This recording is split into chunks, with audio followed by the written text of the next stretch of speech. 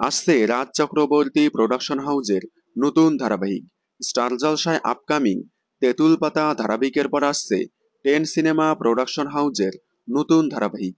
অন্যদিকে কালার্স বাংলার বন্ধ হয়ে যাচ্ছে জনপ্রিয় ধারাবাহিক রামকৃষ্ণা এবং সোহাগ চাঁদ।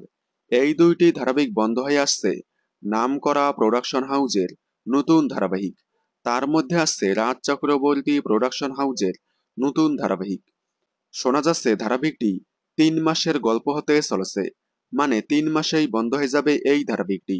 ধারাবাহিকে প্রধান চরিত্রে দেখা যাবে জনপ্রিয় অভিনেতা অর্পণ ঘোষালকে, যাকে কালার্স বাংলার বসন্ত বিলাস ধারাবাহিকে দেখা গিয়েছিল এবং শেষ দেখা গিয়েছিল স্টার জলসার মেয়েবেলা ধারাবাহিকে।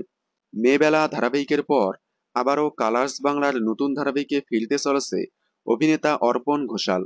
তবে তার বিপরীতে কোন নায়িকাকে দেখা যাবে তা এখনো জানা যায়নি।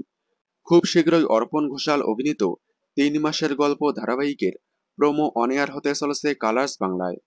আপনারা কালার্স বাংলার আসন্ন নতুন ধারাবাহিক দেখার জন্য কতটা এক্সাইটেড কমেন্টে জানাবেন।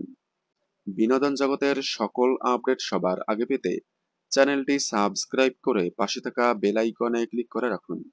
ধন্যবাদ।